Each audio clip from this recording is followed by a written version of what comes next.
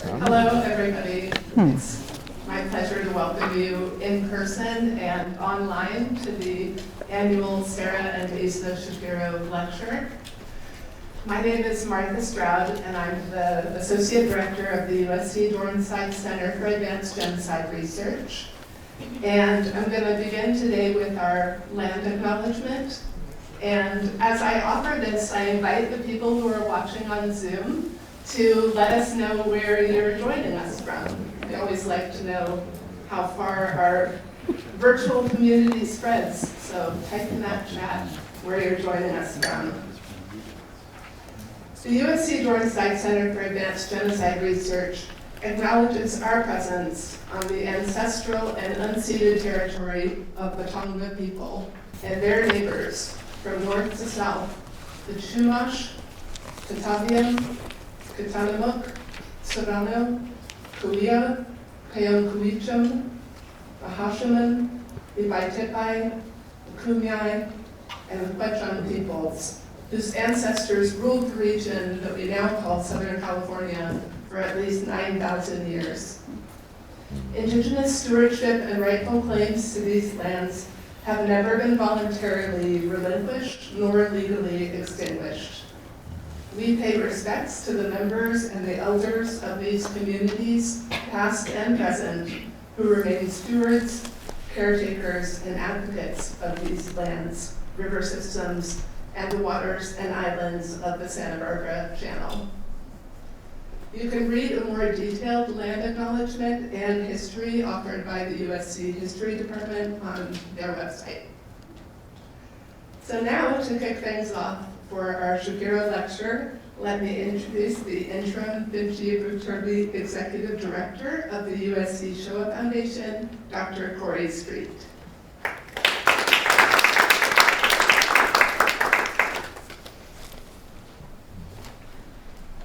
Thank you, Martha, and welcome everyone. USC Shoah Foundation is delighted to be here. We're proud to partner with the USC Dornsife Center for Advanced Genocide Research to convene this annual event. And at long last, we are in person, except for those of you who are at home on Zoom.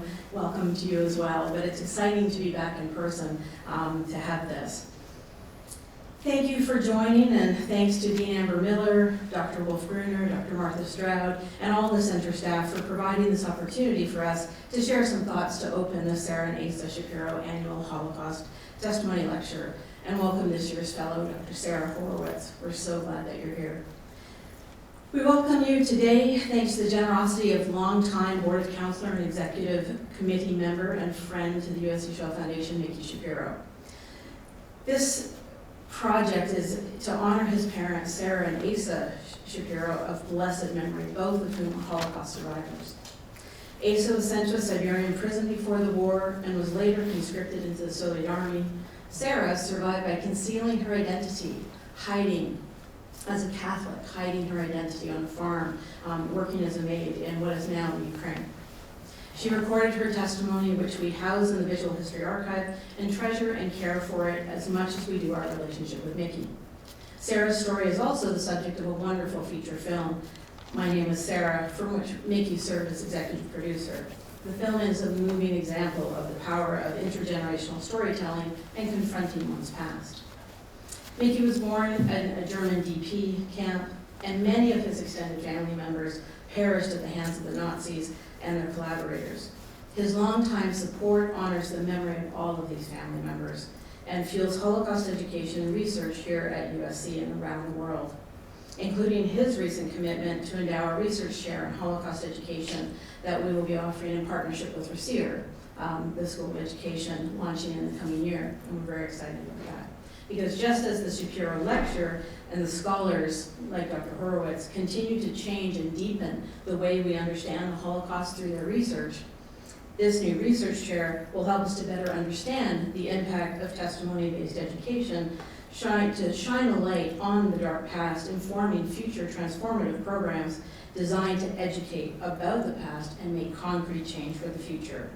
I know that Dr. Gruner will provide a fitting introduction to you, Dr. Horowitz, so I will conclude by welcoming you once again to USC, to our home at USC Shoah Foundation, and to Dornsife Center for Advanced Genocide Research. We are delighted and honored to host you today.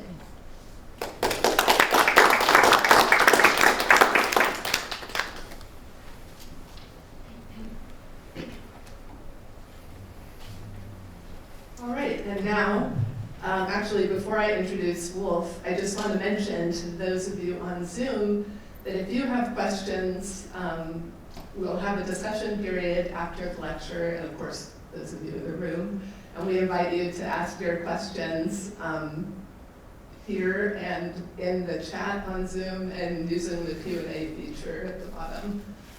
Okay, so now to introduce our Shapiro scholars, or Horowitz, it's my pleasure to introduce the founding director of the USC Dornsife Center for Advanced Genocide Research, Professor Wolf Gruner.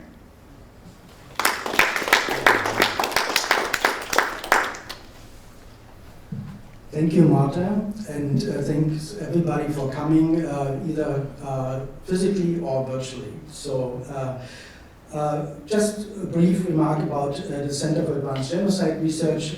Since its founding in 2014, the center concentrates its efforts on developing innovative interdisciplinary research on the Holocaust and also other genocides and instances of mass violence. We have three distinct areas of research which we support specifically. One is resistance to genocide, another one is violence, emotion, and behavioral change, and then also new areas as digital genocide studies. The center manages a rich academic program. We are organizing annual international conferences. We have fellows on site, some of them are here right now, and also scholars in residence as Sara, enabled by the Shapiro Scholar in Residence Fellowship. So, without further ado, it's my distinct pleasure to introduce Sara Horowitz. She is a professor of comparative literature and humanities and the former director of the Israel and Golda Koshitsky Center for Jewish Studies at York University in Toronto. Prior to moving to Toronto, Professor Horowitz served as an associate professor at the University of Delaware, where she helped establish the Jewish Studies program and served as its first director. She currently serves together, we are doing this together, at the Academic Advisory Committee of the Holocaust, United States Holocaust Memorial Museum, and then she's also on the advisory board of the Remember of the Women Institute.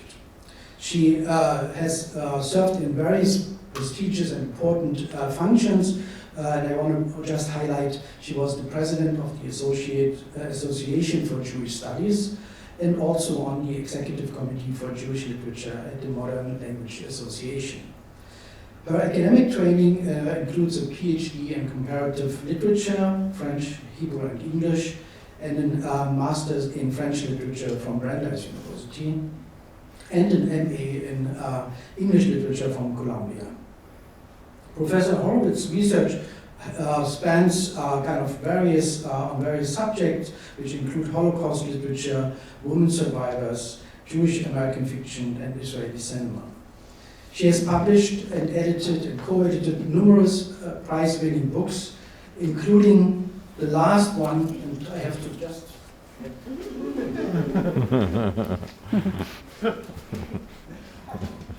so I can help hold this in the camera. Shadows in the City of Lights, Paris in Post-War French Jewish Writing, published in 2021. And I think one of the important editions she organized and that is supervised or authored is the re-edition of H.G. Adler's Life, Literature and Legacy, the book which received the Canadian Jewish Literary Award. She also published or edited the Lessons and Legacies of the Holocaust, Volume 10, Back to the Sources, Re-examining Perpetrators, Victims and Bystanders, Northwestern University Press in 2012. And then she edited various survivor testimonies, for example, Encounter with Aaron Appelfeld, and supervised or was the chief editor of the Israeli Holocaust memoir series 1 and 2 of the Israeli Foundation for the Center for Jewish Studies in the 2007 and 2009, which won Independent Publisher Book Award in the Freedom Fighter category Gold Medal. She has been the recipient of many prestigious fellowships, and I only want to highlight one. She got the Association for Jewish Studies Women's Caucus 2020 Mentorship Award. So it's my distinct pleasure to welcome Sara Horowitz as the Shapiro Scholar of Residence. And we are delighted to have you here now. It was supposed to be much earlier, but we had to postpone because of COVID several times. So we are glad we can finally do it. Thank you.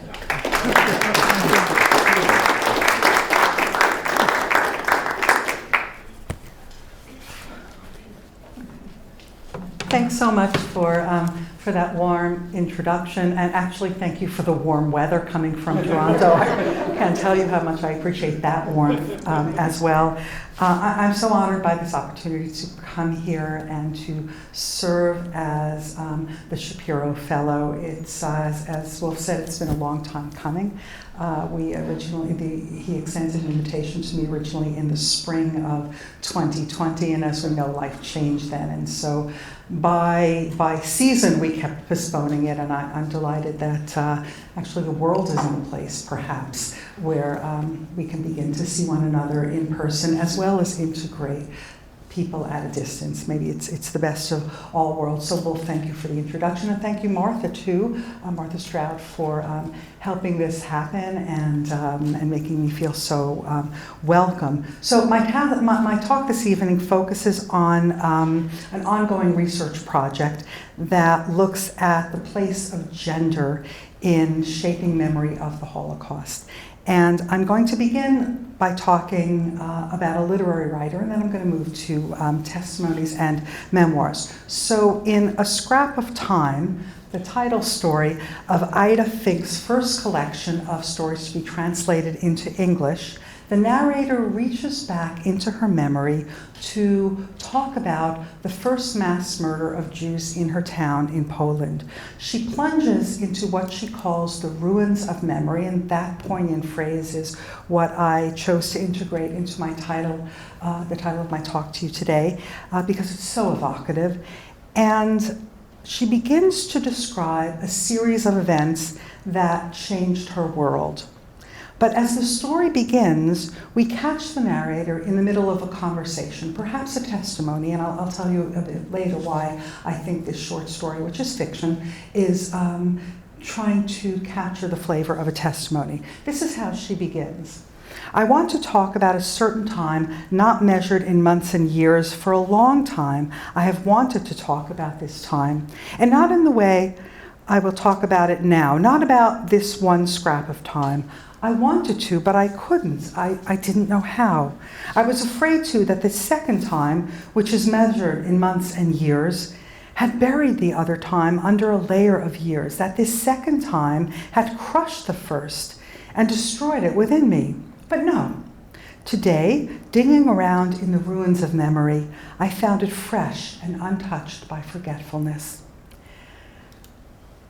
It matters to this narrator, like so many people who probe their memories, that what she says is true, it's factual, it's accurate. And Primo Levi, in fact, in The Drowned and the Saved, kind of addresses the fact that many survivors have noted what he calls a drifting of memory, and before he begins to recount, he tells his readership that he has scrutinized his story and he says it's unaffected by that drifting. So that sense of being aware that memory can be unreliable and wanting to make sure that the memory that you're putting on the table is reliable is something that Fink captures here. Because it's important to the narrator, because it's important to the author, and because it's important to many other people that Fink has encountered. So she refers back to a time that was normal time. It was measured in months and years. normal time, conventional time, and she speaks from a moment after the war where life seems to have returned to normal, but the events that she's going to narrate are so radically different that they even change the nature of time. I'm not going to elaborate the story at this point, although it's one of my favorites, but I'm going to tell you a bit about Fink and why this is such an apt introduction to what I want to focus on, which is the way that survivors craft memory.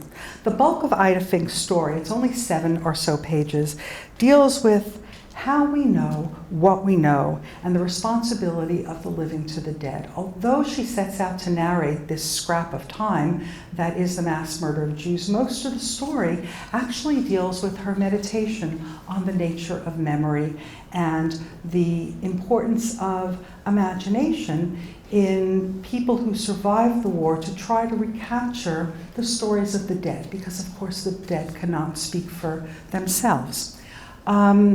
And she talks about why that probing of memory is important and why imagination is important to the way that we understand the Holocaust. Many of you are familiar with Ida Fink's writing, but for those of you who aren't, I'll give you a really quick introduction. She was a Polish-Israeli writer who died 11 years ago, and when she was 19, and this is a photograph I took in her living room, she's standing against a piano because when she was 19 years old, she was a student at a conservatory in Warsaw. Her intention was to become a pianist, but the Nazi invasion of Poland in 1939 interrupted her studies, terminated them forever.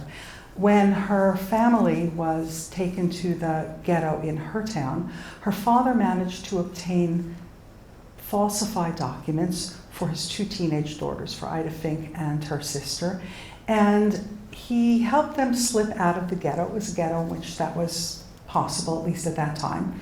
And Fink and her younger sister spent the war years posing as Aryan Poles, first with the help of these falsified papers, right, with that support, and later without it because their papers at a certain point were confiscated. They worked in factories, fleeing one factory to find work in another every time somebody was suspicious about them. And by the end of the war, the 2 sisters were working in the south of Germany, posing as illiterate, happy-go-lucky Polish farm girls. After the war, Fink went back to her hometown and felt that it was too late to resume her musical studies. She'd lost 2 crucial years. Instead, she studied literature, she married, she had a child, and in the early 1950s, the family decided that they would move to Israel, where Fink began a new life with a new language. And she began to work at Yad Vashem, recording the stories of other Holocaust survivors. In her spare moments, she began to write these short fictional stories. They were based, she would tell me again and again, on real life events. They were based on her own experiences. They were based on the experiences of her husband, family members, people in their circle of immigrants to Israel, and also on the many stories that she recorded at Yad Vashem. But she explained to me that using a novelist's license allowed her the ability to craft these remembered episodes into stories, and in crafting them, it was a way to guide readers into thinking about the issues that she thought were essential in these stories. In other words, a way to try to get readers to take the stories, to get them in the way that she understood them. Although I'm going to focus this evening on non-fictional accounts, memoirs, testimonies, other kinds of life writing, I began with Ida Fink's story, which is fiction based on fact, because it's not only literary writers that craft stories. She elected to transform remembered events using the tools of the novelist, but ordinary people too, ordinary people with extraordinary stories, they also craft their stories. They also tell them in a way that shapes the way that they hope their listeners or their readers will understand them. Sometimes they do so unconsciously, and sometimes they do so deliberately. And my contention is that the tools of the literary critic help us to understand something about these stories.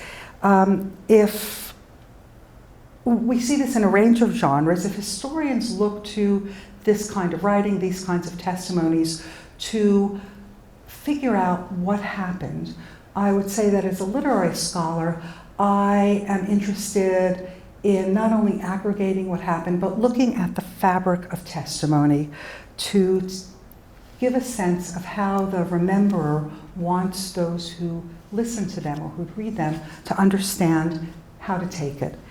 By the fabric of testimony, I mean such things as how a speaker or a writer structures the account, what kind of language they choose, when they pause, when they keep silent, when they omit, and when they in fact include such things as literary allusions, when they recite poetry, when they sing. In other words, that whole range of things that amplify fact by giving us a sense of how the survivor wants to understand and wants us to understand his or her experiences. This comes across particularly strongly in what I call deferred accounts. That is the kind of remembrances that happen beginning in the very end of the 20th century and continued into the 21st century. Accounts of experiences that happened decades and decades ago, very often things that the survivors didn't talk about before, didn't make public before, and in some cases didn't even allow themselves to think before. And this morning, or wherever you are, it might be afternoon for our distanced people, we're going to look at some of those kinds of testimonies and how it is that the survivors give them shape. The passage of time sometimes helps them figure out how they want to talk about it, and it sometimes simply allows them to develop a psychological mechanism to bear to talk about something that seemed to be unbearable to acknowledge before.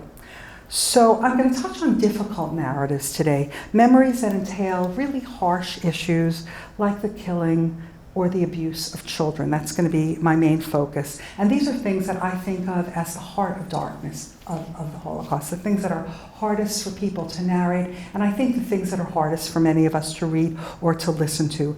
Particularly in those kinds of accounts, we see how rememberers craft what it is they want to tell and signal what it is that they are not telling, but perhaps we should be thinking about. We also see them becoming more and more determined to become the arbiters of their own memory, to resist certain kinds of interpretations and certain kinds of judgments that other people, whether a general public or academicians, want to lay upon their experience. They're very conscious of how other people think about survivor experiences, and they very often say, no. At this point, I want to be the interpreter of my life, and I want to integrate these harsh moments, often things that were repressed or suppressed for many years. I want to integrate them into the story of my life.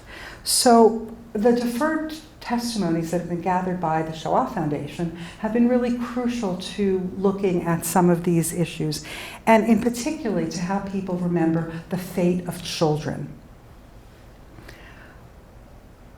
In these difficult accounts, the testimonies really allow us to pay attention to how people refer to things and their affect. And I will be giving you some examples of that. I want to focus first on the way in which people talk about the memory of the killing of children, infanticide, which was part of a project that is ongoing for me. If you listen to testimonies where people talk about having witnessed the killing of children, it is an intense point in their testimony. Again and again, people use language like, I will never forget, or saying that this is the worst thing that I can remember having seen. And this is said by people who witnessed family members being killed. Nonetheless, witnessing the killing of children strikes them as the hardest thing to grapple with, even years later. If the killing of babies by perpetrators fill them with horror, what's really harder for them to narrate, although they do come to narrate it, is the special horror of parents who were instrumental in killing their own children.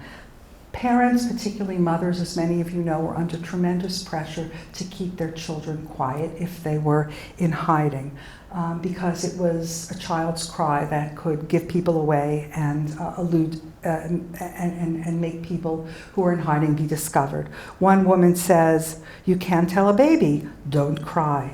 Stifling a child's sounds sometimes resulted in accidentally asphyxiating the child, much to the parents' horror. But at other times, the killing was deliberate, and parents acceded to the bitter reality of their situation. For survivors, the emotional impact of witnessing a mother killing her own child or a father killing his own child just resonates through their testimonies. One woman said, "I won't forget, not even in 1,000 years, if I live 1,000 years." When the parents of the infant were together, it often was understood that it would fall to the father to do the killing rather than the mother. Sometimes they were together in hiding, sometimes they were with partisans of the forest, in the forest, but it was understood that the father had to, and the phrase that people kept using was take care of the newborn. One man remembers seeing a father reciting the Kaddish over the Jewish prayer for the dead, over the grave of his own infant that he himself had just killed. Many people refer to such things, and they refer to that sense of the male responsibility to his family. There are a good number of testimonies that talk about that in the third person, but there are very few testimonies by people who actually say, "I did this." And I'm going to focus on one here because it's an interesting account, and it's a good illustration of how people craft stories. And I draw this account from one of the testimonies in the Shoah Foundation's archives. It comes from the story of a man named Berek, who is an Orthodox Jew, and who, together with his wife, was hidden in a secret room in a barn by an acquaintance of theirs, a farmer in Poland named Stefan. Stefan and his family sheltered and fed the couple, and Lola didn't realize that she was pregnant. Like many women living under wartime conditions, she wasn't getting much to eat. She wasn't showing, in essence. And until she went into labor, she had no clue that she was pregnant. It was the couple's first child, and Berek delivered his own baby. When Stefan's son came to the barn to bring them food, he said to him, "Go and tell your mother, my wife has had a baby." After about an hour or so, the teenage boy came back, and he delivered a message from Stefan's wife. He says, and I quote, "If he knows to make a child, he knows what to do." Berek understood what this meant, and he was horrified, but he kind of thought that it was a necessity. He talked it over with his wife. They cried together, but they both decided that this was what life demanded. He remembers that even though he knew he was going to kill his child within minutes, maybe hours, he nourished the child, he fed the child. Lola was unable to nurse, and he remembered that there was an empty container for shoe polish that he had in this barn, and he filled it up with a little bit of cow's milk, and he heated it with a candle so that he could feed his child. The person interviewing him asks him why he did it, and he's musing, and Berek says, "I give him 2 spoons of milk before I kill him, The interviewer was clearly jarred by this juxtaposition of murder and nurturance, parental nurturance. But I don't understand, why did you do this? And he answers quite simply, because the child was hungry. He was crying. Berek describes then how he strangled the child with his own bare hands. Then he remembers turning to his wife and he says, "I killed my own son," and the two of them again cry together. Berek was afraid to go out of the barn to bury the child. So he put the child in a box and he covered the box with stones. And he waited because Stefan was out of town and he needed Stefan to take the box outside to bury the child. The next day, Stefan came home and Berek removes the stones from the box, opens the box, and the baby is alive. The baby starts crying. It turned out that Berek had applied enough force to his child's neck, and every time he talks about it, he mimics it, right? He does it again, to knock the child unconscious, but in fact not to kill the child. Berek feels he's gotten a reprieve, and he turns to Stefan, and he says to Stefan, maybe we can save this child. And this is what he suggests. He begs Stefan to find a way to let the baby live, and he says, how about this? There must be a childless couple in this village. Why don't you put the baby in a basket and put the basket somewhere where the couple will kind of find it? And if there's a couple that's childless, that's been unable to have a child, they'll want to raise this child as their own. And maybe that's a way to give my son a life. And he managed to convince Stefan to do it. And so Stefan goes out and he leaves the baby in a basket along the path to the cabin of a childless Catholic couple. And Berek describes how one night, that night, the man is coming home from a tavern. He's a little inebriated, he's weaving his way home, and he doesn't even see the basket, but his dog senses there's something there. And the dog leads him to discover this baby sort of just alongside the path. And he brings the baby home, and he says to his wife, this is a child, probably one of the partisans in the forest had a baby and couldn't keep it. Let's raise a child. We've always wanted a child. The wife immediately thinks, no. This is yours. You had an affair with another woman. I don't want this baby in my home. But he persuades her that in fact, no, it's not his child. He found the child. They would be such great parents. This is what they've desired all their lives. And eventually she agrees. She says, okay, let's keep the child. So they raise the child as their own, in fact. And Berek tells every single detail of the child. The baby, the basket, the path, the peasant, the conversation between the man and the woman who'd taken the child, as though he had seen it himself, right? Every detail. And then he pauses and he says, well, I didn't see any of this. It was really Stefan who stood watching and came back and told the story to me, and that's how they know. So Berek's testimony, of course, was recorded decades and decades after this happened, so late that Lola, his wife, is no longer alive. And I've done my best to tell the story in the way that Berek told it and to capture the details that he chose to include, because these are really important in understanding the nature of how Berek understands it. And I hope that as I told you this story, you caught the resonances of the story of the rescuing of Moses in the book of Exodus, right? You have all the elements there. You have here we go, the baby in the basket being rescued from a genocidal decree raised by somebody who's not really his parents, found in a kind of odd, miraculous way, and brought home and saved in that years.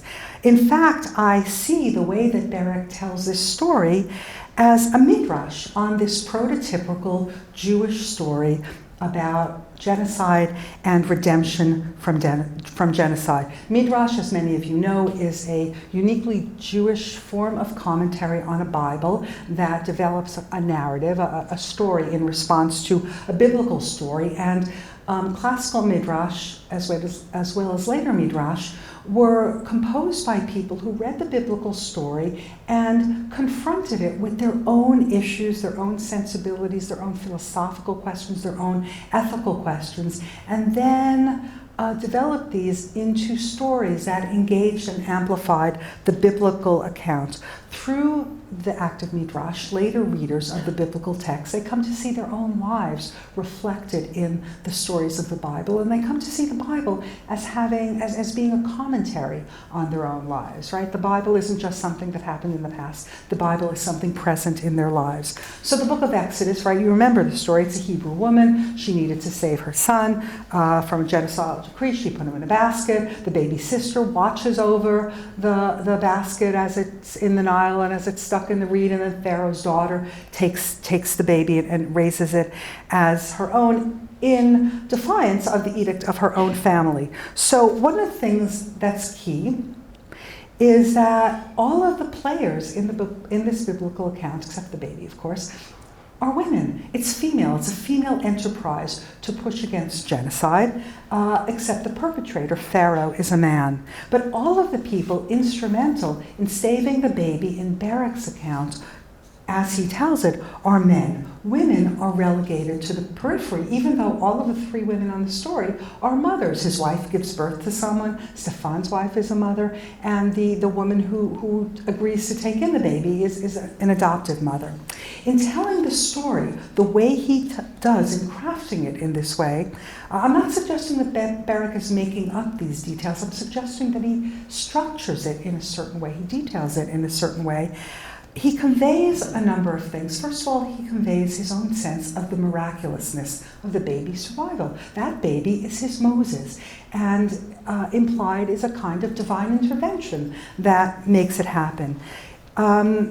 He puts his personal experience into the long arc of the Jewish experience. There's a reason that also why Barak tells it in a way that overturns gender convention.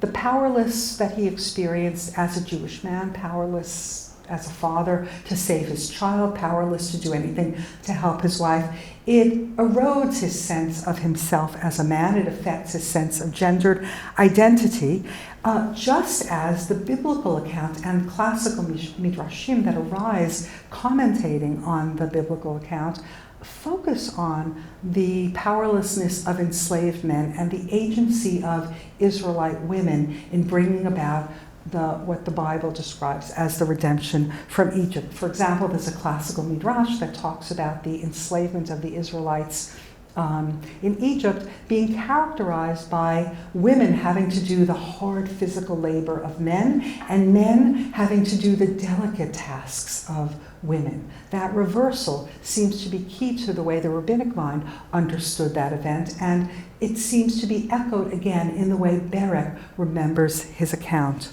He and Lola survived the war. They moved from town to town. At a certain point, they had to leave Stephan's farm.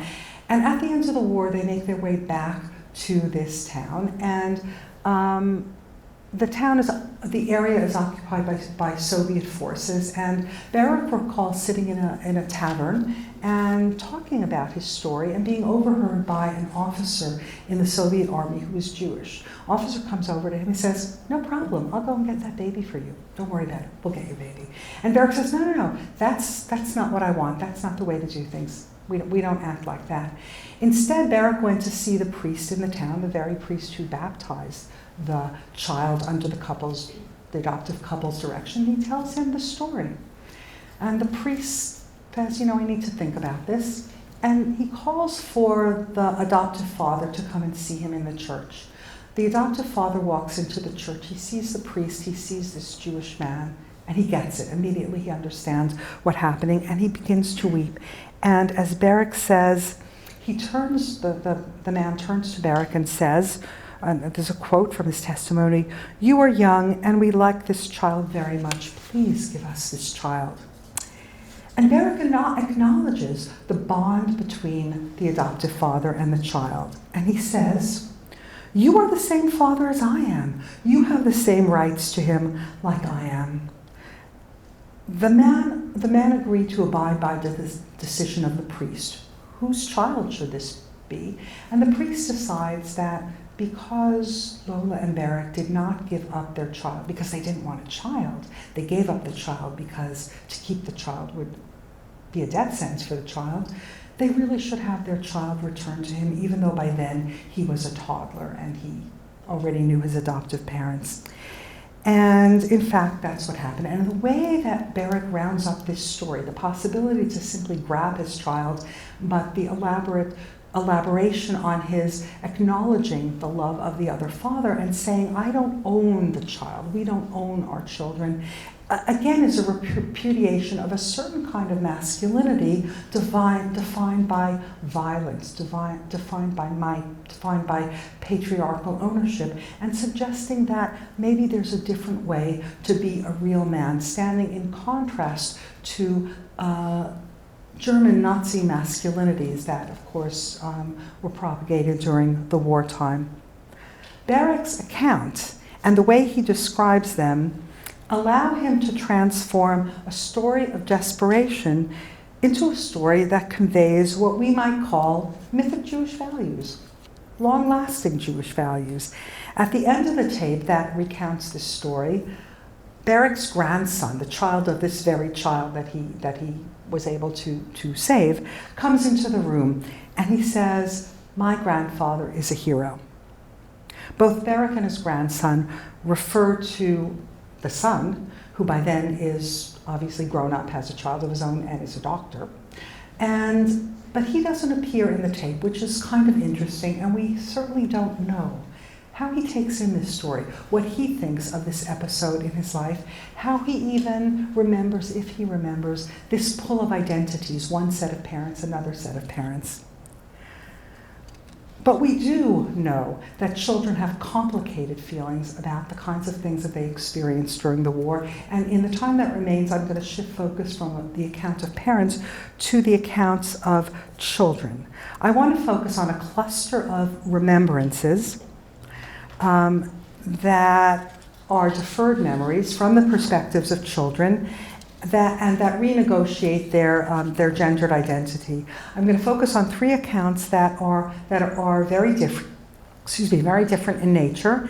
To look at how survivors come to acknowledge, to make public, and integrate into the story of their lives episodes of their lives that they had suppressed until that deferred testimony. So let me begin with the 2007 memoir. In this memoir, a woman named Rachel Stibel recollects that she was only 5 years old when the Nazis invaded her town in southern Poland. This was in 1941. As an adult, she shared stories with her husband, who was also a Holocaust survivor from Lublin. She talked to him about some of her experiences and he to her, but the couple agreed fairly early on in their marriage that there's no point in talking about it. It was something best left behind so that you could build a life and build a future. In 1996, the couple was approached by the Shoah Foundation and asked if they would like to record a testimony. Her husband said absolutely not. He didn't want to do it, although I will tell you he did. But his initial response was absolutely not. And Rachel said, I find myself wanting to do this. 2 years later, that process inspired her to begin to write a manuscript, to begin to write a memoir. At the time, she didn't know whether the memoir would be something she would share with anybody, but it seemed to her that she had to get down something in writing. When she was 7, a Polish farmer who is not Jewish agreed to keep 4 members of her family in his barn and to keep them safe from the war. But after a series of deportations from their ghetto, other members of the family snuck away and hid in the barn as well. And eventually there were 10 Jewish people in that barn, 9 family members, including a cousin Rachel's age, and here we can look at a photo of her today and back then. 9 relatives and 1 family friend who was a doctor. To keep the farmer from actually knowing how many Jewish people were in his barn, the men dug a bunker in his underneath the barn, and the bunker measured roughly 9 feet by 9 feet. And in it, the 10 people could fit only lying down in 2 rows with their feet touching. So 2 rows of people with their feet touching. And she would lay there in between her parents. She remembers that they spent 1.5 years in that way, only getting up occasionally. And this is how she describes it. In that position, right, lying down, foot to foot, we remained. There was no room for standing or moving. When one person had to turn, all of us would have to turn. The deeper we were inside the bunker, the less air we had. Rachel and her cousin were forbidden to speak. They could only communicate by moving their lips and maybe a soft breath.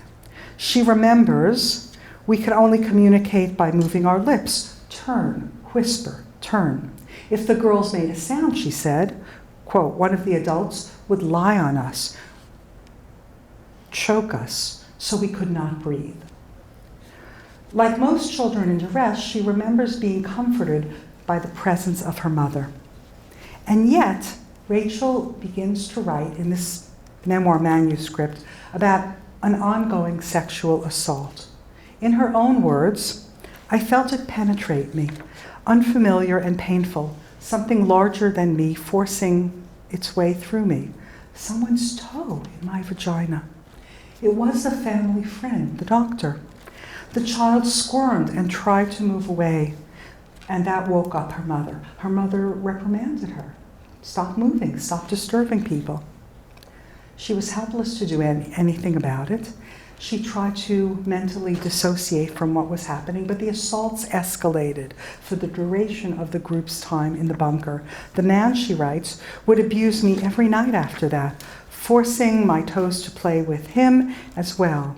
In her perspective as an adult, she understands he was, and the phrase she uses, he was training me. Eventually, she recollects, she began to feel, again her own language, a perverse pleasure from his toes, and also from the awareness that she was giving him pleasure. For Rachel, writing out this deferred memory was deeply significant.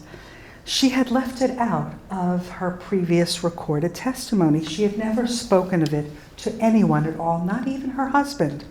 In retrospect, she comes to understand the toll the abuse took on her, something beyond wartime suffering and duress. She says, quote, it has affected my entire adult life. Sometimes even today I cry and mourn the defenseless child that he killed. By the time she writes this, Stibble has been married for over 50 years. She has children of her own. She has grandchildren of her own. But the sexual abuse inflicted on her and her own forced complicity in it still causes her emotional pain. And there's another sexual secret that runs through Rachel's memoir. This episode in the barn, as she describes it, triggers other memories and her sense that her mother was not sufficiently devoted to her. She begins to narrate a string of episodes. They were afraid somebody would come into their apartment. Her mother jumped out of the window, left her behind as a little child. People were fleeing. Her mother was fleeing, running away someplace with her. Her aunt was running away with her cousin. Her aunt picked up the cousin, but her mother just schlepped her along by her hand. She keeps saying, my mother, she just wasn't motherly enough. And then one day, her grandchild notices something. She notices that Rachel's eyes are blue, but both her parents have brown eyes. She says, how could this be? And that makes Rachel realize that, come to think about it, her blood type is incompatible with her parents' blood type. And she begins, and by then her parents have died, but there are some surviving relatives of that generation. She asks them, what's the story, me and my parents? And they say, you should be ashamed to even ask that. Your parents loved you so much. They gave you so much. You should be ashamed to even raise the subject. But it troubles Rachel. And she begins to sift through certain artifacts that remain in her possession from the war era. A violin that was owned by her uncle and a couple of photographs of a much-loved uncle who did not survive the war, and some woman that she never met. It turns out that she was actually the love child of her uncle and his girlfriend, and they didn't feel they could raise the child, but the uncle's brother and sister-in-law were childless, and so they gave Rachel as an infant to them to raise as their own child. And so this secret, too, is a secret that what does it connote to Rachel? Two shameful stories. Her own shame at being acquiescent in assault, and this sort of shameful story of origins that shapes who she is and that people did not want to talk about and did not want her to talk about. But the process of writing the memoir makes her feel there's something about this story that makes me want to tell it. It gives me some peace to tell it, but also I need to integrate all of these parts of myself into the way I tell my story. I'm going to shift to another story. As I said, there's a cluster of 3 and they're each different. And this is a story of Molly Applebaum. Molly Applebaum has a different account of sexual activity as a hidden child that was deferred in a different way. For about 2 years during the Holocaust, Molly kept a diary. After the war, she forgot about it. Much later, when she was widowed and empty-nested and living in Toronto in the late 1990s, the diary found its way back into her possession, and it's one of the few such diaries kept by children that actually are in existence now. The diary, together with a memoir that she wrote much later, are published in this volume called Buried Words. Molly was born in Krakow in 1930, and when she was 8 years old, her father passed away, her mother remarried, she had a stepfather, she had a baby brother. During when the Nazis invaded Poland, her mother arranged for the family, again, to be hidden in a barn on a farm owned by a Polish farmer named Victor. The stepfather, Molly's stepfather, could not endure the conditions of the barn. It stank, it was airless, and he went back to the ghetto to take his chances there. Molly's little brother was just so impetuous, he kept running out of the barn to play with the little children on the farm, and Victor, as well as Molly's mother, were afraid that his kind of uncontrollability as a small child would give away their secret. And so the mother took the child and went back to the ghetto, leaving Molly in the barn with an older cousin named Helen. They were there for the duration of the war, and most of this diary that Molly recovered was composed in the barn. The 1998 memoir that's published together with it is a detailed account of her life before, during, and after the Holocaust. And it gives a very, very detailed account of her life in the barn. She describes the friendship she remembers beforehand, she describes family relations after the war, and she describes her time in the barn, the scarcity of food, the extremities of weather, the dampness, the filth, the boredom, the fear, the silence. Great detail in the memoir. The diary much shorter, much cryptic because of the conditions under which she had to write it. Victor built for the 2 girls an underground kind of room that basically was like a box, the shape of a wardrobe, turned on its side and covered with some earth. There was one little opening where they could enter it, and it was too small for the girls to sit in. They could lie in it, and they would spend the entire day lying in it, and at night they could come out for brief moments to wash themselves, to relieve themselves, and to eat and to clean up. She says in the memoir, lying the whole day was horrible. It is only at night we can go out, stretch out in this stinking, cold, dark stable, and shudder whenever we heard a dog bite. But the diary, as spare as it is, contains some details that Molly leaves out of the memoir. The memoir closes with an expression of gratitude towards her savior, Victor, and his sister who ran this small farm. She praises Victor's resourcefulness and expresses gratitude towards, and now I'll quote, his willingness to save the poor human souls. This noble human soul has overcome countless obstacles at every step and is trying to prolong our miserable life in all possible and impossible ways. But the diary includes some details that are left out of the memoir. Specifically, the diary records, first of all, a fear that Victor's going to forget about them, that he's going to get tired of having to take care of these 2 girls and he's going to push them out to fend for themselves. And the diary records remembering the cousins growing weak with hunger, waiting for Victor to bring them food. The diary records a letter that they wrote and kind of left for him to find. The letter reads, "Have scruples, have mercy. Do not let us die of hunger. Do not change your attitude towards us. Death by starvation is horrible. Jesus will reward you for your mercy." One aspect of that period that is totally missing from the memoir, although it's really important in the diary, can be summarized with one word: sex. The diary has entries that only read sex or sex again or elaborate certain kinds of positions. It seems that Molly's cousin began having sexual relations with Victor fairly early on. It's not clear in the diary who initiated them, but only that they became frequent. The diary includes reproductions of notes that Helen wrote to Victor, expressing her sexual longing for him, asking him to come to the barn and have sex with her. Eventually Molly herself begins to have sexual relations with him. She was then 13 years old, he was 40. The two cousins seem to compete for his attention. The diary entries make clear that the two cousins understood on some level that having sex was a way to keep Victor interested in them, committed to feeding them, committed to keeping them. And on that level, we can understand that as an example of maybe sexual barter or sexual coercion. But the diary doesn't express any reluctance on Molly's part. On the contrary, sex figures as a way to relieve the boredom. It gives her something to do, and it gives the cousins something to talk about. Molly's diary narrates these events from the perspective, of course, of a teenager, of a young teenager.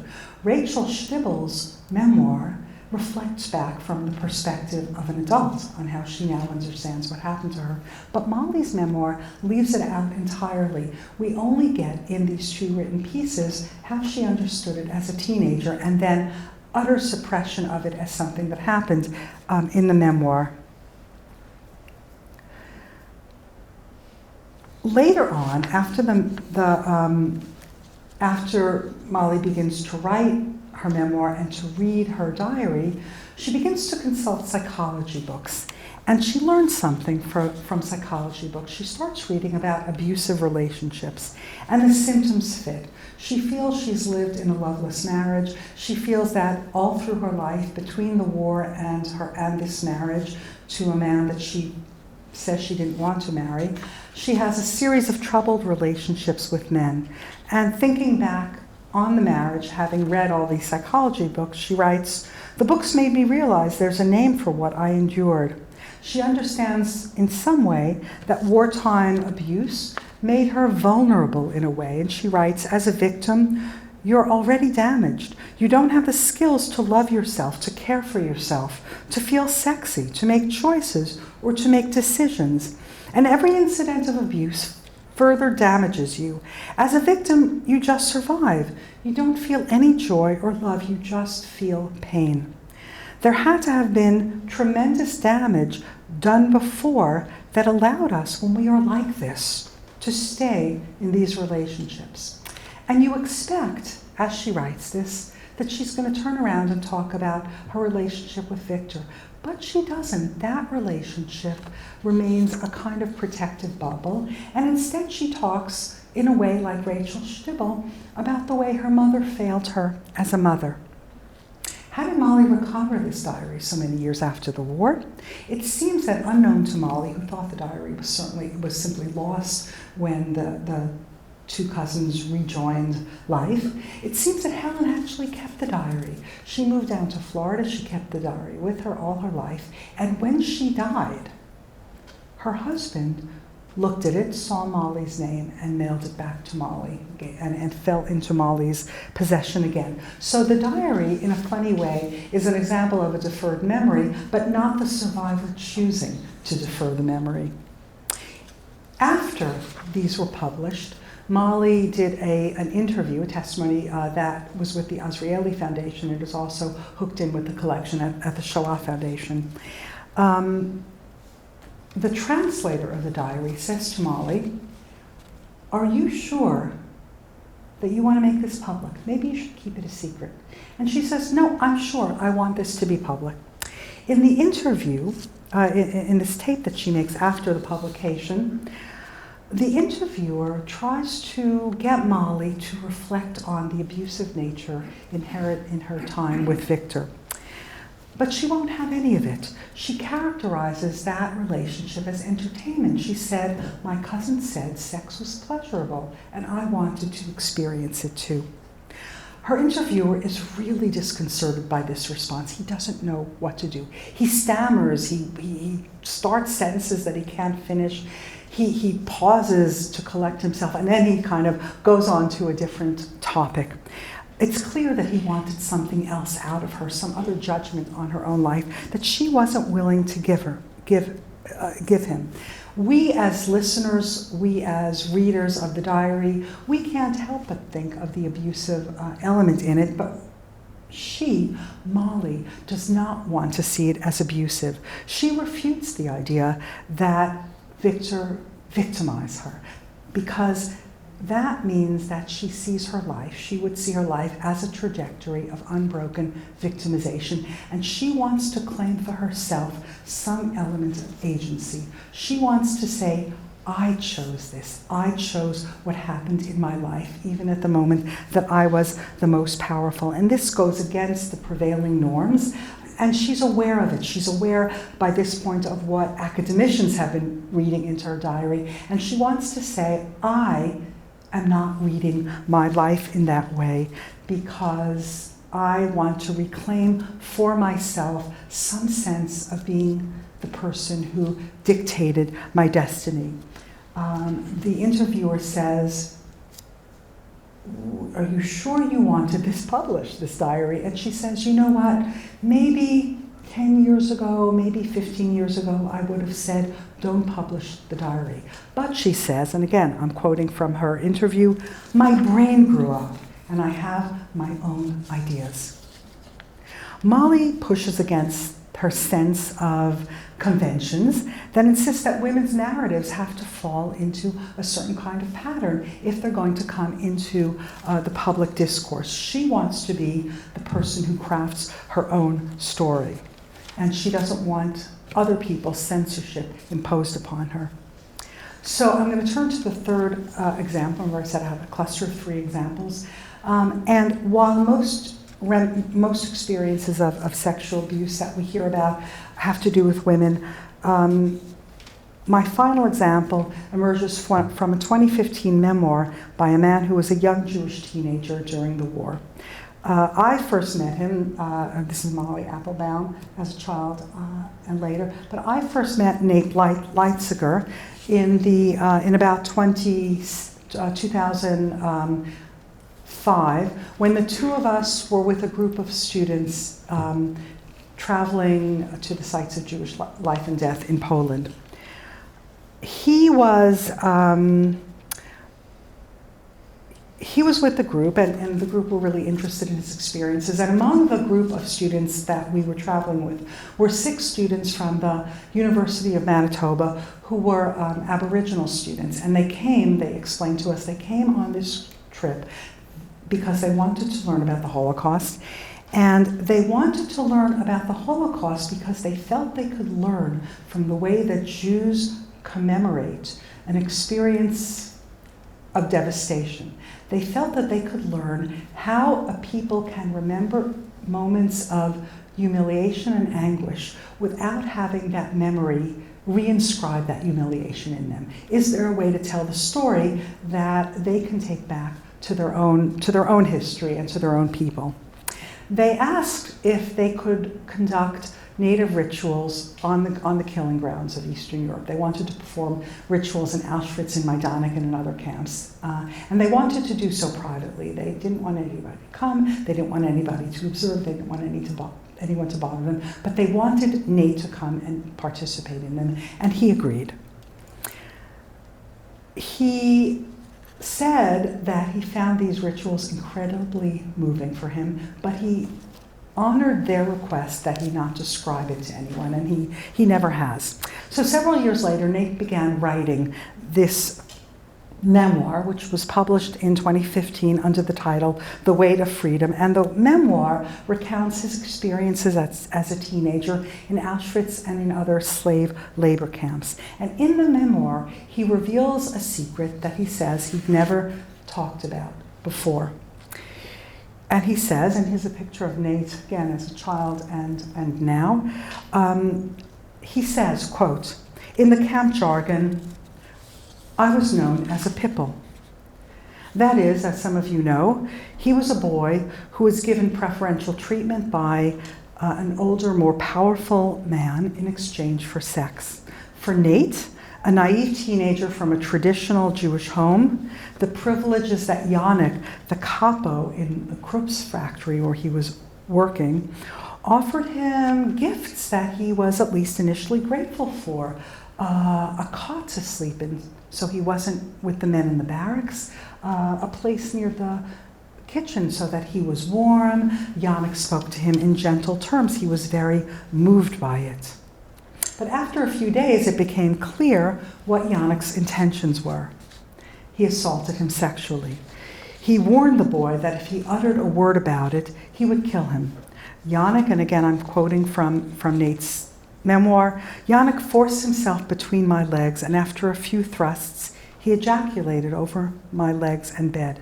Nate recollects, I was embarrassed. I felt guilty.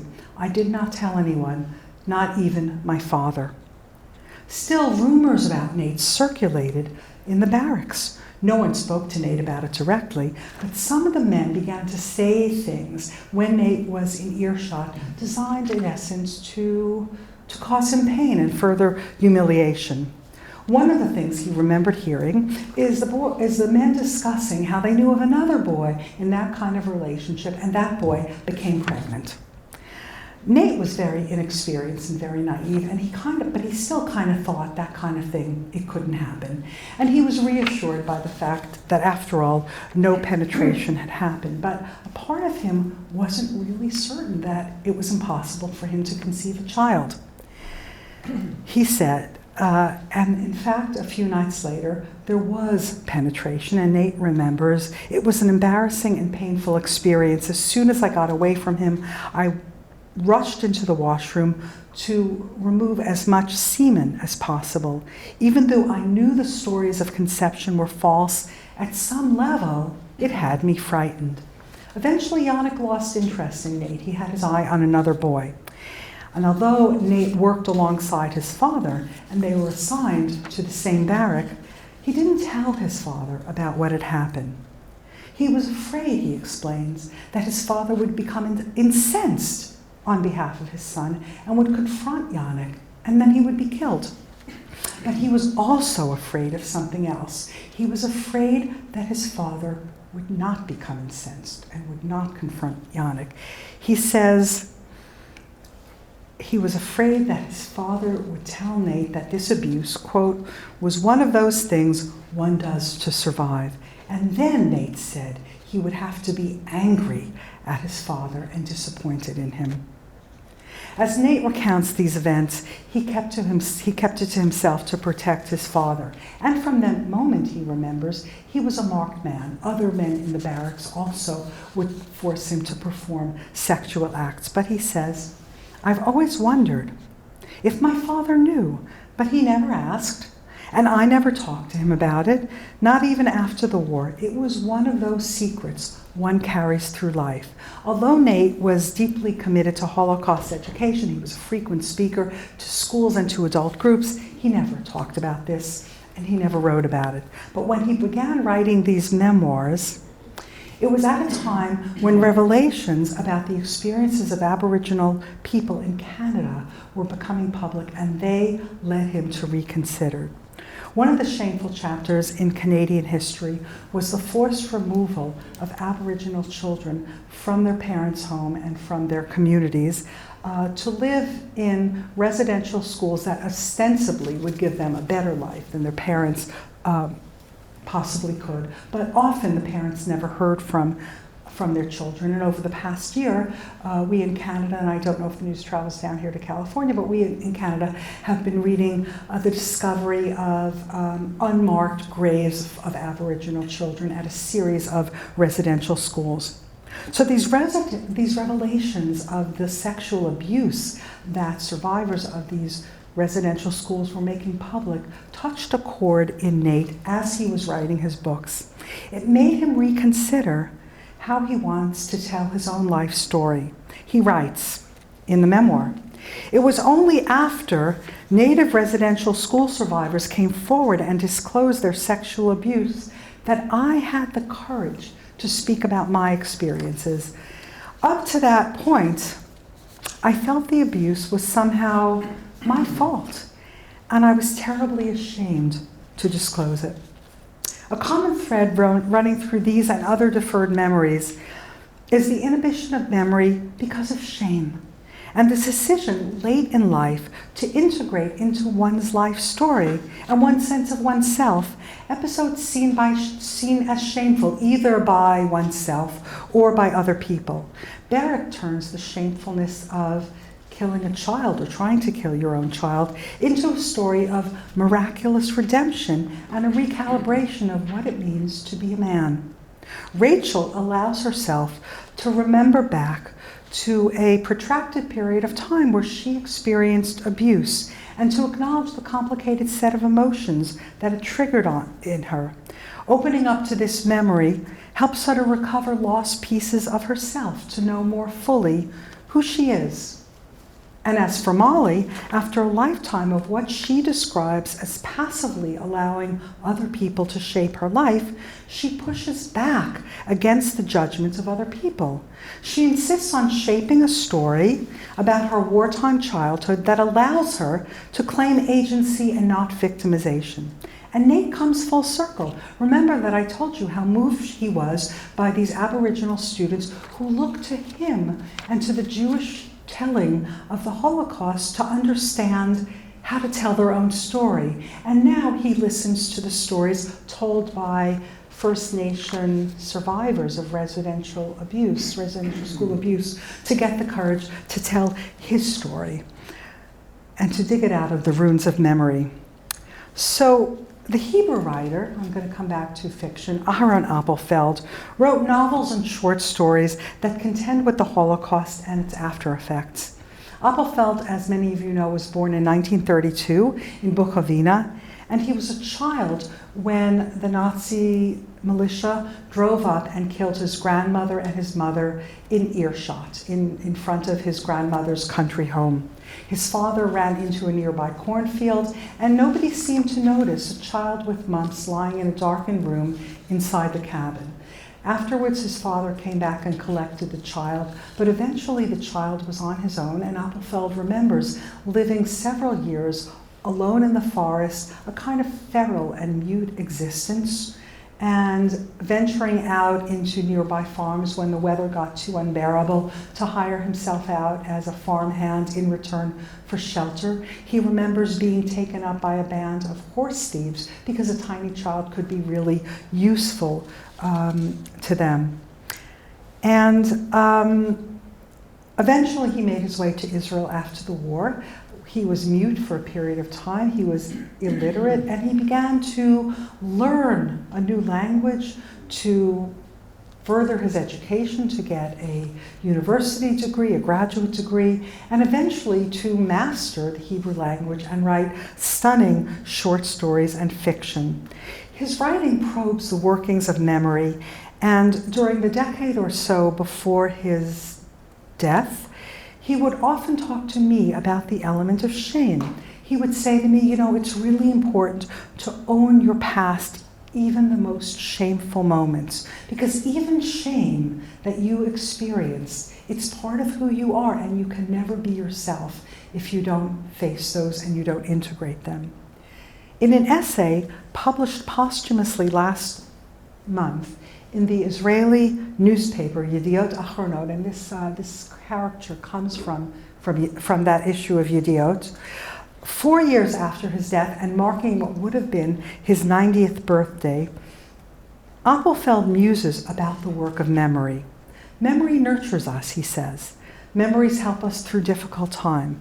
But there's an importance to even harsh memories. We need to embrace memories that are shameful, that are haunting, the ones that come upon you unbidden, the ones that enter into your dream life, whether you like it or not.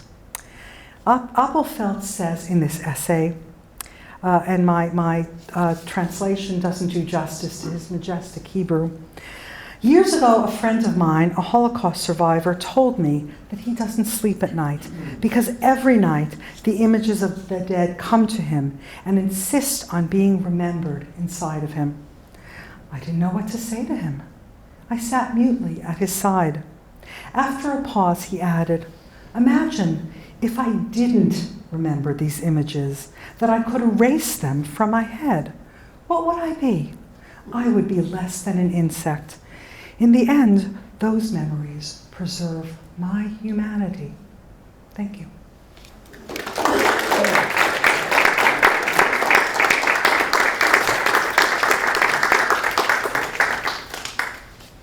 So now, before we go to lunch to celebrate the Shapiro Scholar, we invite your questions, and for those of you on Zoom, my colleague Maya will ask your questions. I think we'll take questions for about 15 minutes and then proceed on to lunch. And Sarah, if you could repeat the question for the people on Zoom who can't hear it, that would be awesome. Okay.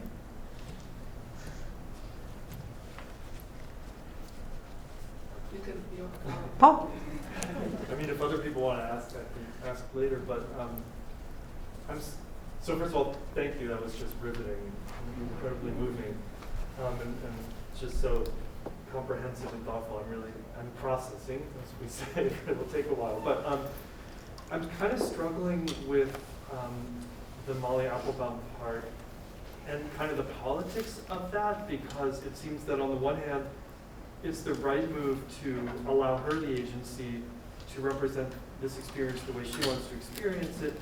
On the other hand, by not seeing it as abuse, it's kind of, I mean, you know where I'm going with it. It's such a kind of, for other victims of abuse, it seems like such a politically dubious step, right? So I'm just wondering how you deal with that as a scholar, and where you kind of, what your role is in kind of navigating that thing. Yeah, it's such a good question.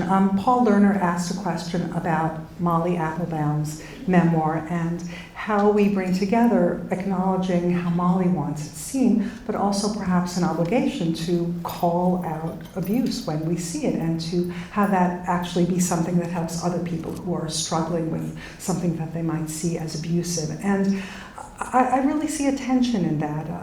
On the one hand, Molly really insists that she define it and that she have the right to define it. And on the other hand, it's really hard to not look at what Victor is doing and call that abuse. And maybe one way to deal with it is to separate between the child and how the child is negotiating life at that point, and what the adult caretaker should have done, should have seen, was responsible for. It's a kind of fine line, of course, because once you call Victor abusive and exploitative, doesn't that impinge on Molly's experience? And I would say, in the case of Molly, and also even in the case of Rachel, we begin to look at the complexity of how it is that children who experience abuse experience that abuse. There is the element of, certainly Rachel expresses, I didn't want it, I did not want this, I did not want it. Molly says, I invited it, it was a way to find pleasure. And we, can also consider Molly not knowing, would she live another month? Would she live another year? Would she survive the war? And maybe I want to get all the experiences I can while I'm still alive, right? So there's that element. But even Rachel comes to acknowledge the fact that she experienced pleasure from that abuse, and that pleasure, she understands later on, is actually part of the abuse itself, the kind of maneuvered complicity of the young person in the abuse. And so maybe part of it is a larger question, and that has to do with how we allow children who experienced abuse to think about what they experienced. they experience something, at least in many cases, that they did not want. They experience something that perhaps under other circumstances with an adult there who could protect them might not have happened. But there's a pleasure element too, and many children of abuse don't know how to fit that into their story. What do they do with the fact that it calls forth pleasure? How can they talk about their experience without either denying that part of it or without sort of saying it was my fault then? And I think that's just such a hard issue. And part of the answer is to allow them to capture that experience however they can, and to not ask them to bow to the judgment of others, but let them define it and redefine it in an ongoing way, and perhaps have that telling of the story be separate from the way that we think about the person who perpetrates abuse. That you can call abuse by its name, but let the victim of abuse find their own way to narrate it. Yes? Hi, thank you so much for your talk, Professor Horowitz. As Professor Lerner said, I'm still processing it. I think I have a question that picks up on what we're talking about, and maybe I can imagine what you would respond, but I want to hear your thoughts on it. So I was thinking back to your talk, and I recognized that you didn't use the word rape, right? And a lot of these instances are from what I would define as an act of rape, insofar as consent was not given. So I wanted to know what kind of your position there was, because that's obviously a conscious decision on your part to not use that word, and what the kind of intellectual and political stakes are behind that decision.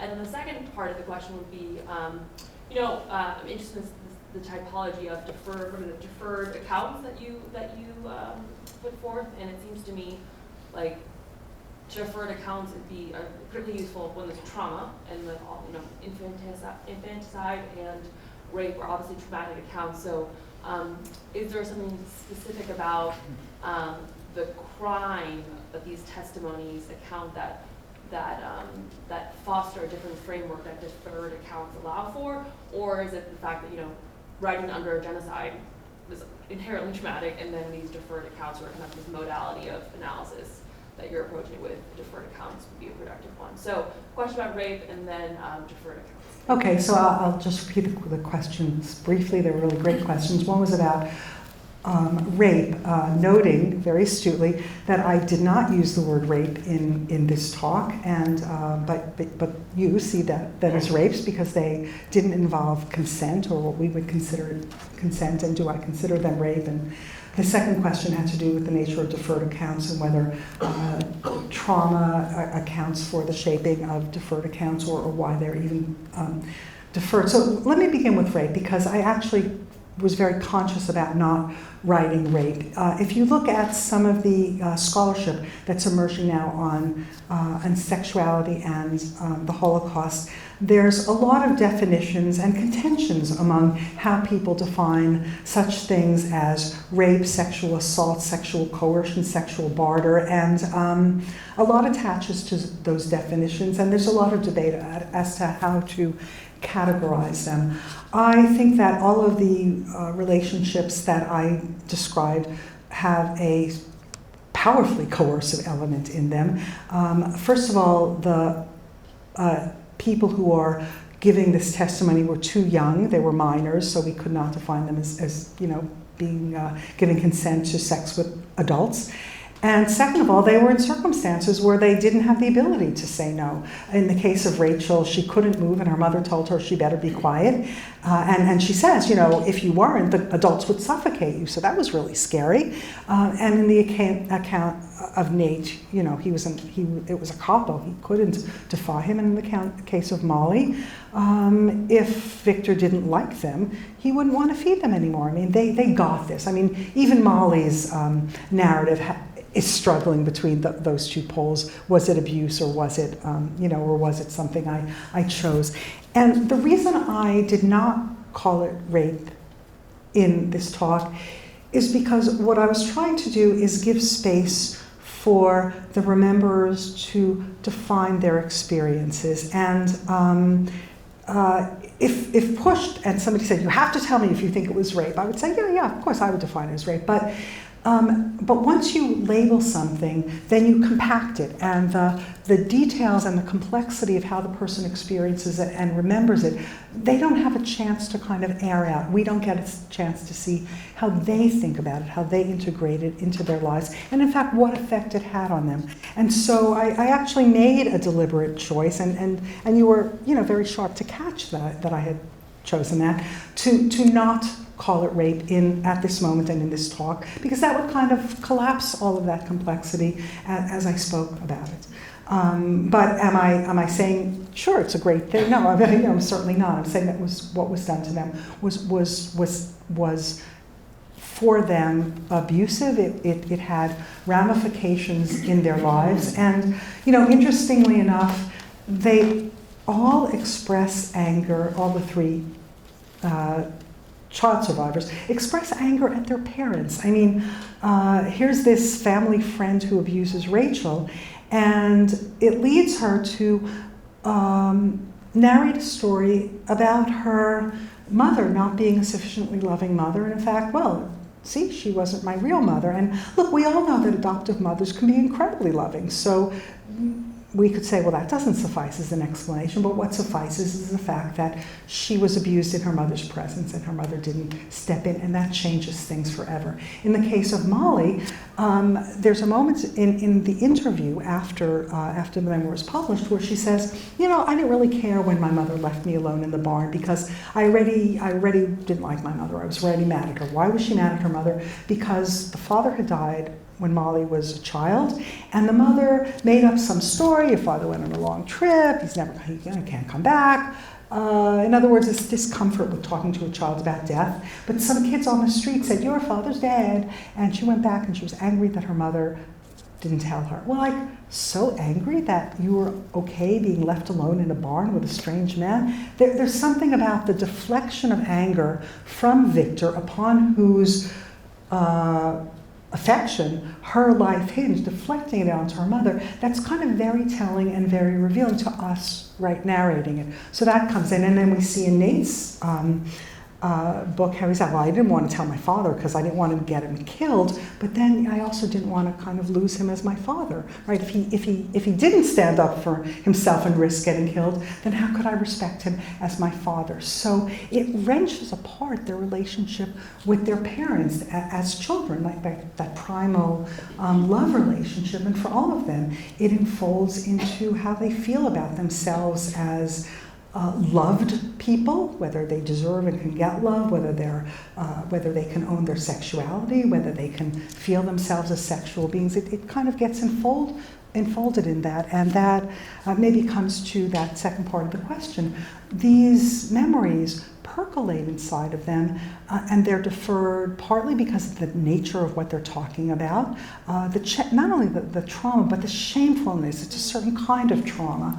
And partly because, look, women were really discouraged from talking about sexual barter, sexual abuse, sexual coercion. Certainly after the war, there was an understanding that teenagers, women in their early 20s, young women who were without a partner, if they wanted to get married, they wanted to continue their life, and their value, if I can put it as crassly as I can, their value on the marriage market would really be diminished in the ethos of the late 40s. And a lot of women who begin to talk about it in the late 90s really say that their surviving relatives, surviving friends, and don't talk about that, don't let anybody know about that. And other women say, I would date these men after the war, and rumors spread around something that I had done. And like one woman says, I dated a man, he wanted to have sex with me, and I didn't want to have sex with him. He said, well, you had this and this guy during the war, so why can't you have me? So that sense of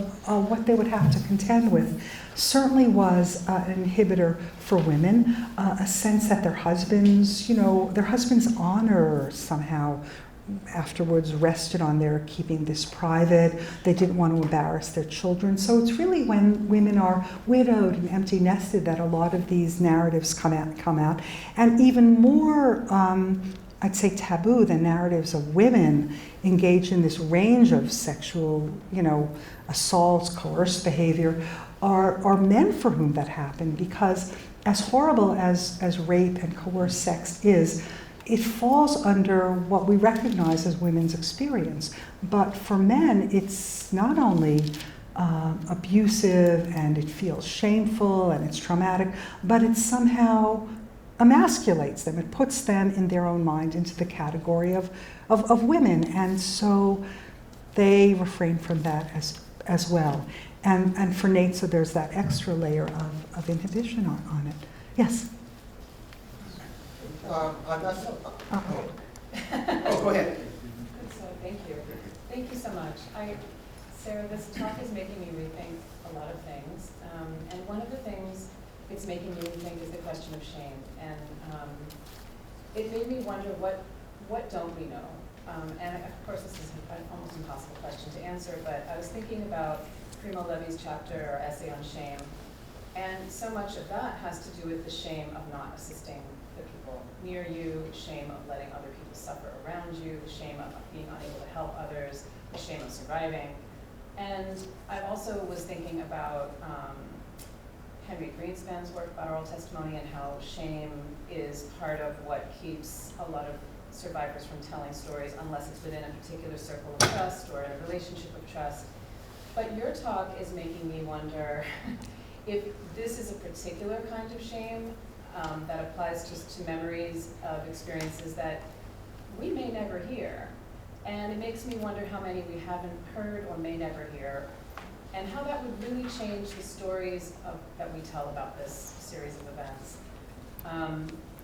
Shame is so prevalent, but there's obviously, as you're showing, layers and depths to that, and there are aspects of it that I just wonder if anyone will ever tell. So that was something, I don't know if you have a response to that. The other second actual question, which is quite practical, is would you teach this in the classroom? Have you taught this? If so, how would you approach these issues? Because this is complicated.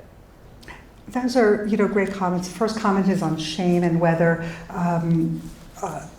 there must be layers of stories that we don't know because the shame isn't overcome, but in fact buries things. And I fully agree. I mean, we cannot know what we cannot know, but we certainly know that there are so many things that we cannot know. And some of these belated testimonies are really very consciously determined. Get this on the record because I'm really getting old now.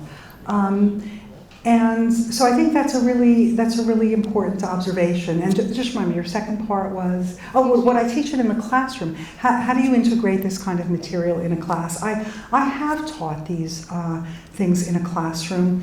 I teach a course, an undergraduate course on women in the Holocaust. I teach a course on literary approaches to the Holocaust. And I do bring this material into the classroom.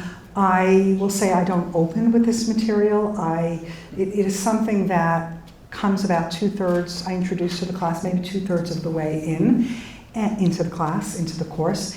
And by that time, I know the students, they know me, we trust each other, we've laid grounds for talking about complicated issues and difficult issues.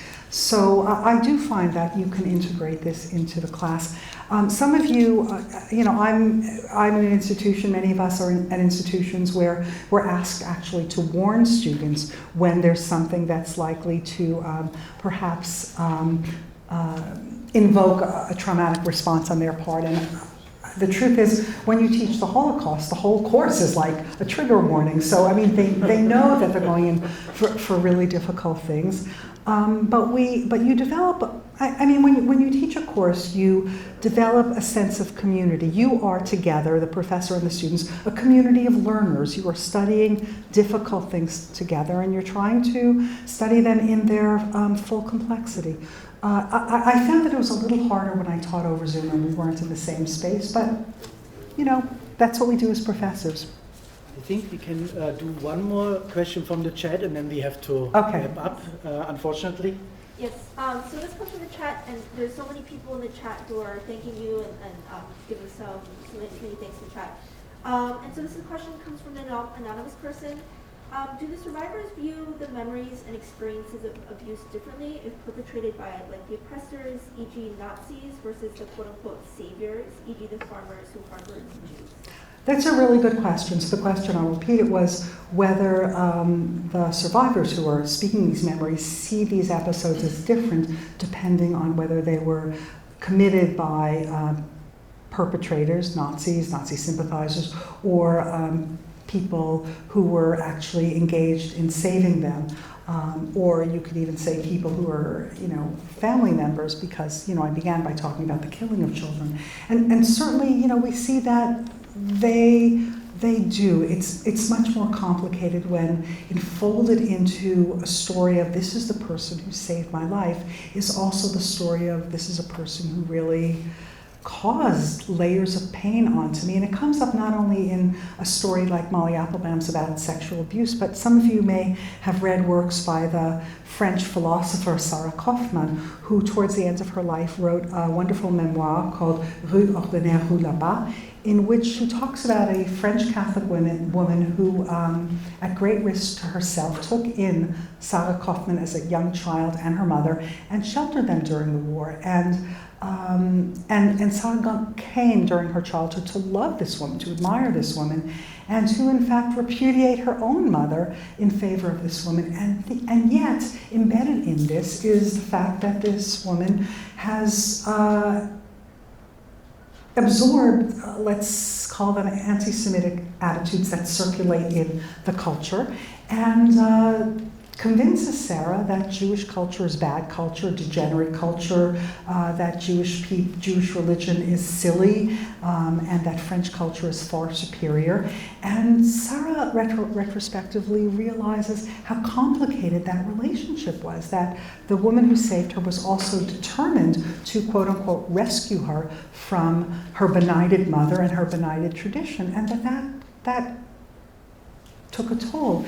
And yet at the same time, like Molly, she ended up applying for her rescuer to be counted among the righteous among the nation by Yad Vashem. So it's really complicated when the mixed motives or the mixed behavior of rescuers are there. And I guess I would say, pointing back to Aharon Appelfeld, that the full complexity of these stories, rather than sort of impossible stories of heroics, are what restore humanity to the people that we're talking about, but also invite us to probe our own humanity. Because let me close with this thought about shame. When Appelfeld talked repeatedly about the importance of owning the shameful parts of yourself and your life and integrating them into your sense of who you are, he was drawing on his experiences as this feral child during the Holocaust,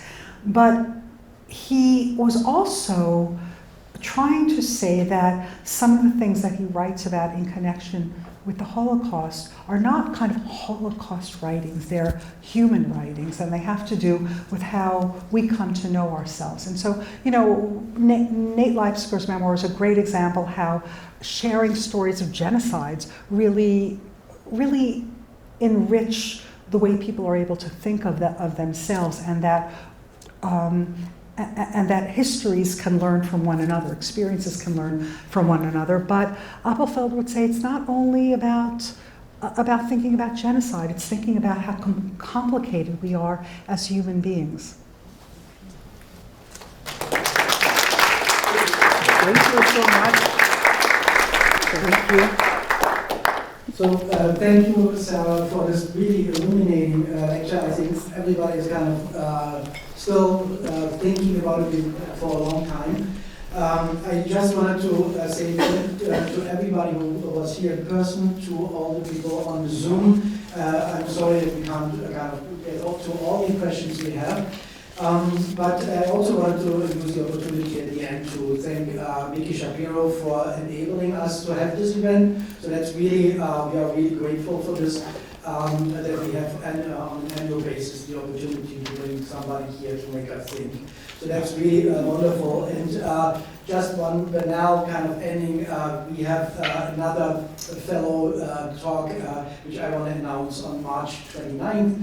We have the next event, Growing Up Jewish During the Holocaust in Hungary. So there's a little bit kind of an overlap and interesting here. of our current fellow, Breslauer, Woodman, and Anderson Research Fellow Barnabas Berlin. Thank you all, and have a great rest of the day. Oh, yeah.